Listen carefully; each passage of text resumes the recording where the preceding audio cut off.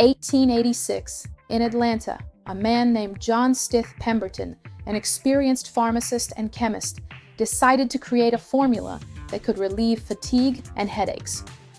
Pemberton, who had served in the American Civil War and later suffered from chronic pain, sought a way to make an effective yet widely consumable remedy. He possessed a creative mind, an experimental approach, and a business vision, although he was not particularly successful in financial management. He produced a syrup derived from a blend of kola nut extract and coca leaves, a combination that was both energizing and flavorful.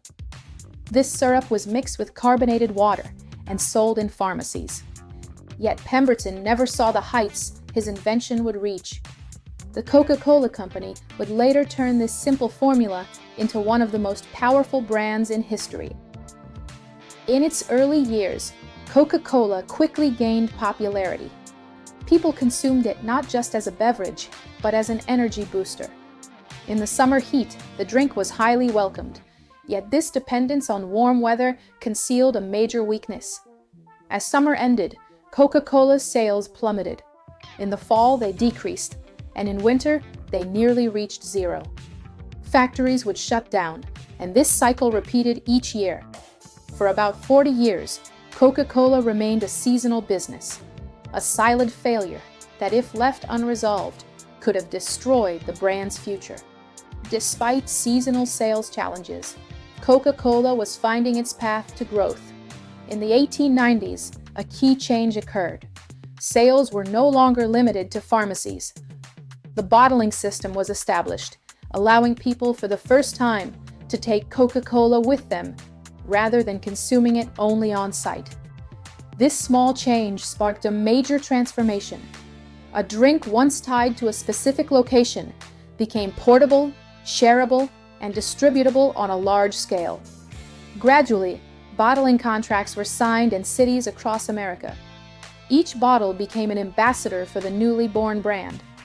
Coca-Cola's name slowly evolved from a local term to a national one. However, rapid growth also brought threats. Imitators with similar names and packaging began to exploit the drink's popularity. At the turn of the 20th century, societal attitudes toward chemicals and medicine shifted. What had once been considered normal and even beneficial was now questioned. In 1904, Coca-Cola made a crucial decision to remove cocaine completely from its formula. This was not just a change in ingredients, but a transformation in brand identity. Coca-Cola shifted from a quasi-medicinal product to a public beverage. This decision saved the brand's future. Had they resisted, they might have been wiped out by the wave of new regulations. Competition and imitation had reached a dangerous point. Many similar drinks had entered the market, and sometimes consumers couldn't tell the difference. In 1915, a design challenge emerged. Create a bottle that could be recognized even in the dark or when broken. The result was the iconic contoured bottle, inspired by natural forms with curves that fit comfortably in the hand and created a unique tactile experience. This bottle was more than just a container. It was a visual signature. From that moment, even without seeing the logo, people knew what it was. This is the true power of branding. Entering the 1920s, the world was entering a new era. Technology was advancing, cities were modernizing, and most importantly, refrigerators were gradually entering homes. This shift was both an opportunity and a challenge for Coca-Cola. On one hand, people could now store cold drinks at home. On the other hand, the core problem remained. People didn't want cold drinks in winter. Coca-Cola realized a deep truth. People don't buy based on logic. They buy based on emotion. From this understanding, their advertising approach changed completely. No longer was the message, "Buy this soda." Instead, scenes were created showing happy, relaxed, and satisfied people. Coca-Cola became a symbol of joyful moments.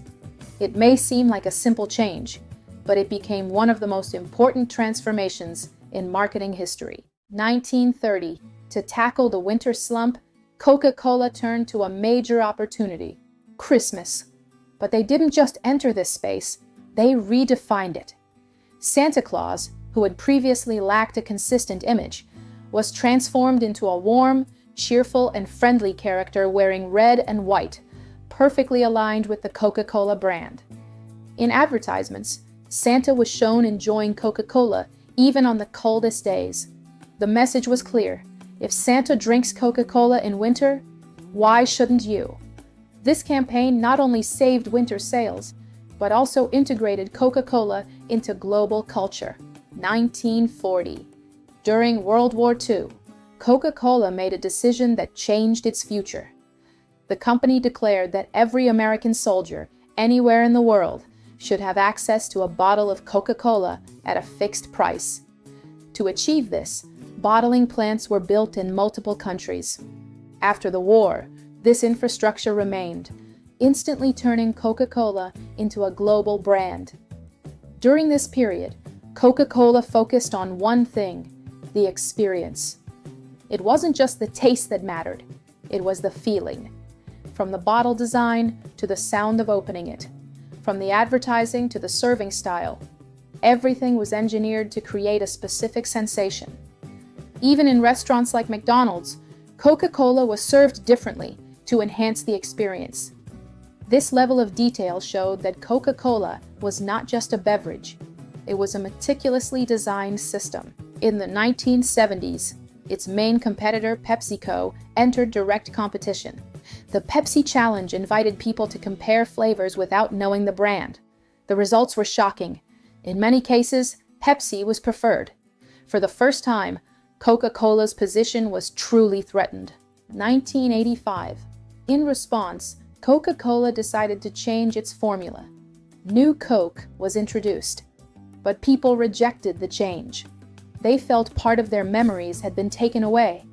Protests began, and it quickly became clear this was a major mistake.